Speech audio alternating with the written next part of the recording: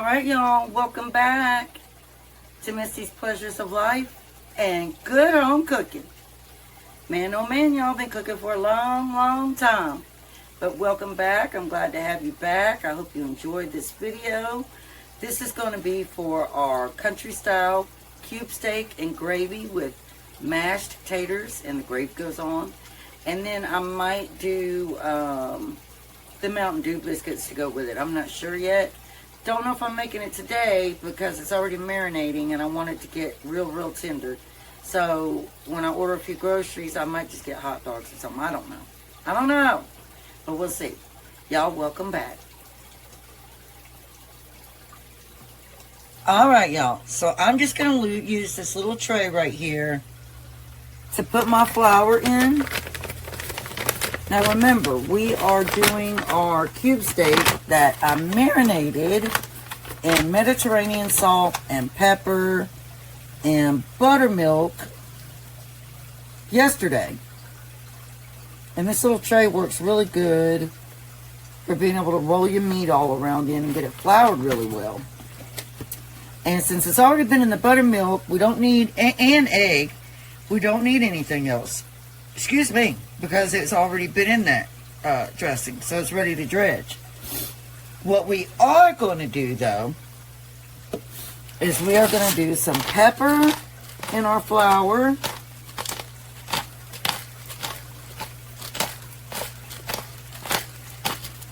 I always grind my pepper, y'all. And I haven't decided if I want to do chopped potatoes or mashed potatoes. I haven't decided yet. I'm just not sure. Alright. Now I'm going to add some of my Mediterranean salt to my flour.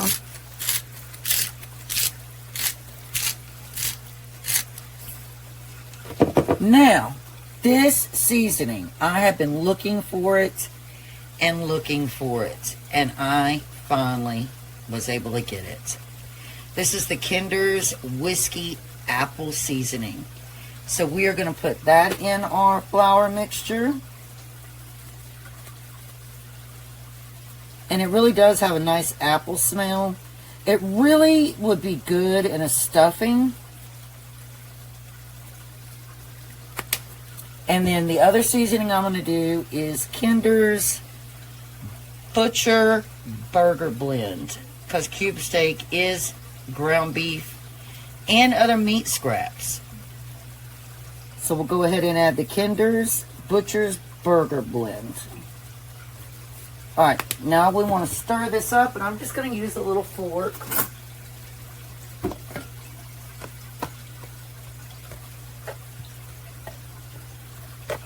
Mix all that in there together.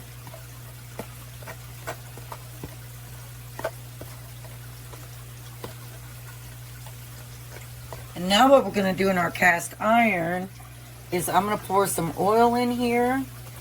I was going to use my bacon fat, but I was like, well, you know what? I'll just go ahead and use the oil. Make sure you get that evenly in your cast iron.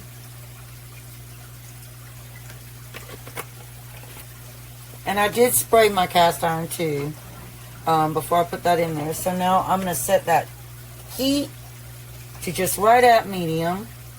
And we're going to let this heat up like we always do.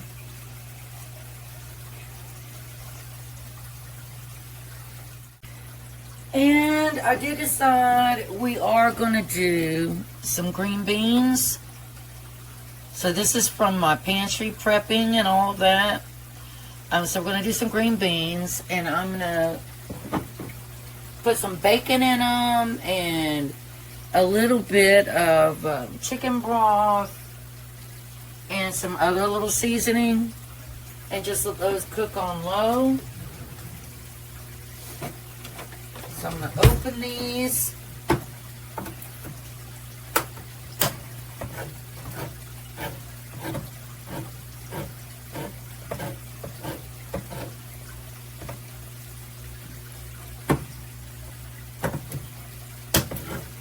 Sometimes I do them like Texas Roadhouse copycat green beans, but I'm not really going for that tonight. So I'm going to drain them just a little bit. All right. And we are just going to drop them right here in our pot. Like I said, I did drain them a little bit. And I'm just preheating my oven now for the bacon. And I'm just going to let these sit here and simmer. Now another thing I put in my green beans is red wine vinegar. So I do about a tablespoon for 2 cans.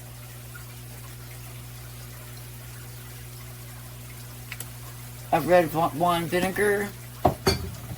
And I also use the Cholula red sauce, and I don't use much at all.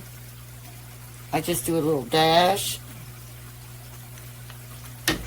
Oopsie booper. I'm over here all alone, y'all. My daughter went to our neighbor's house and is over there having some fun, while I'm over here doing this as a cripple.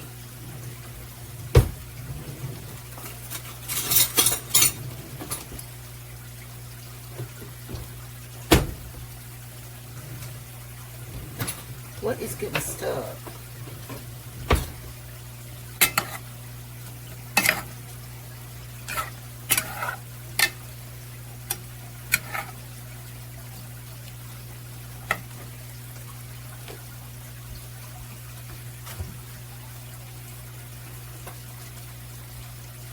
Now I'm just going to drop some onion right on down in here that I've already got chopped. Normally I would saute this, but I just am, you know, it'll be all right just like this. So we're going to just drop about 1/4 cup of yellow onion right on in there.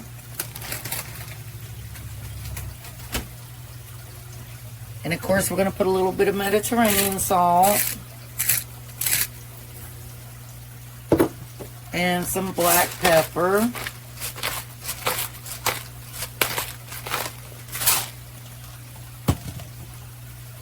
And we're going to drop 1 little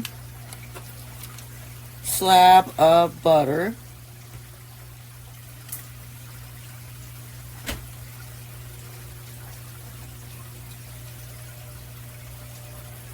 And if I had any minced garlic, I think I'm going to mince some garlic to put in there too, y'all. Alright, so we're going to go ahead and add our minced garlic to our green beans. Because garlic makes everything better, y'all. I love some garlic. So good.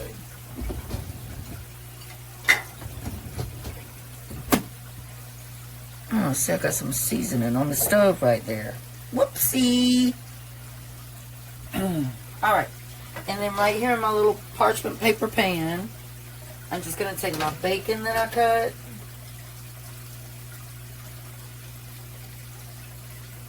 And just lay it on here.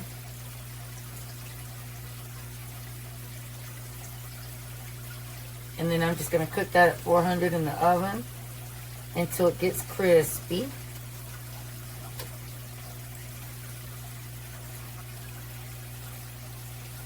Sometimes I cook it, well, lots of times I cook it in my cast iron, but since I'm using that and I don't have any other cast iron, my next thing is to cook it in the oven.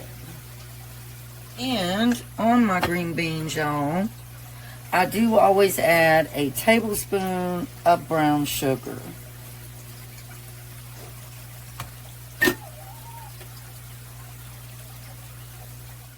Alright, y'all, now we're going to take our marinated cube steak that's been sitting in our buttermilk and all that nice good stuff. And we're going to dredge it in flour with our seasoning.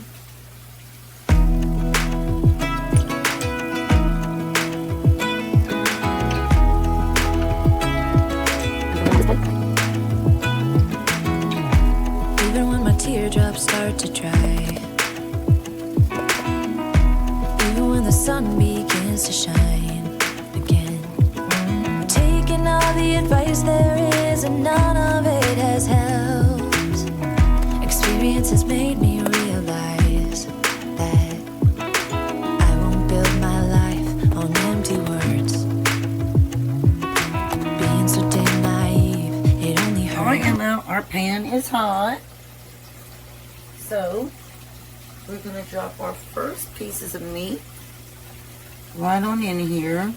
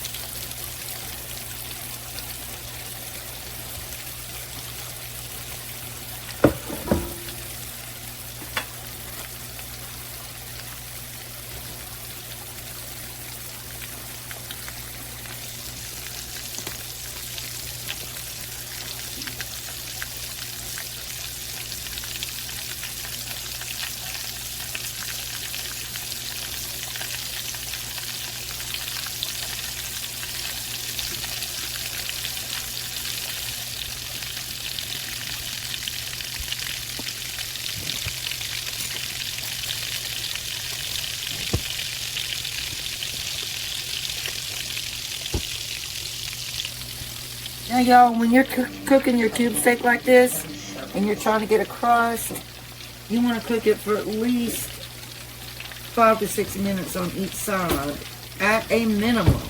That's at a minimum. So you have to check it.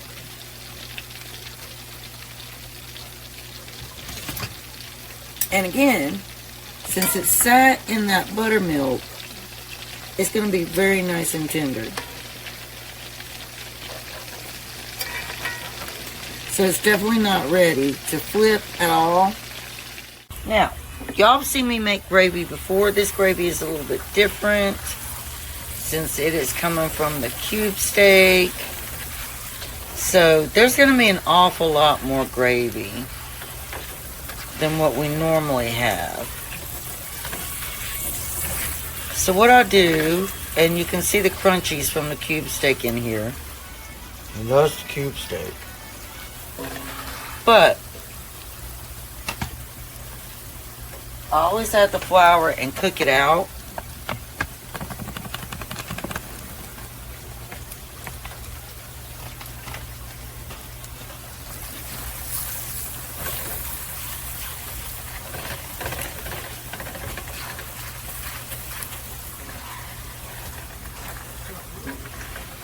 A little bit different from sausage gravy or anything like that, y'all. Now, I will say that when you make this kind of gravy, it's not a beginner's recipe. But if you follow along with me, you can do pretty darn good.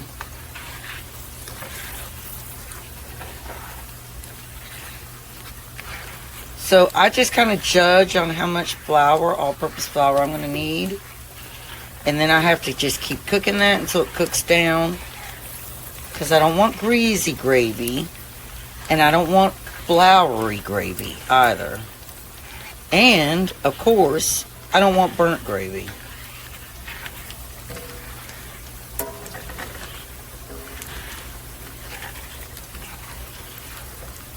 Alright, y'all, now what I'm going to do is I'm going to take my biscuits and I'm going to sit them down in this gravy.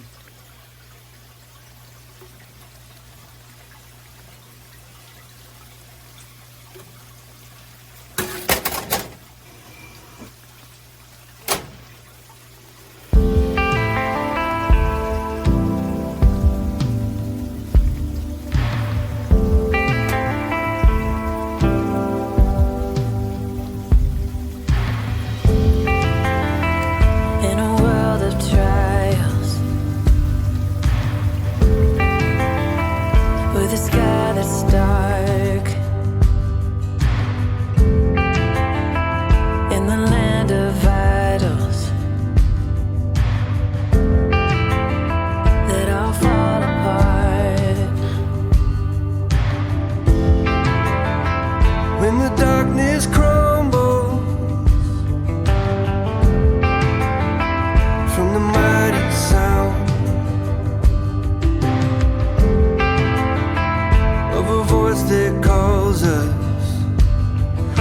till we're finally found. Till we finally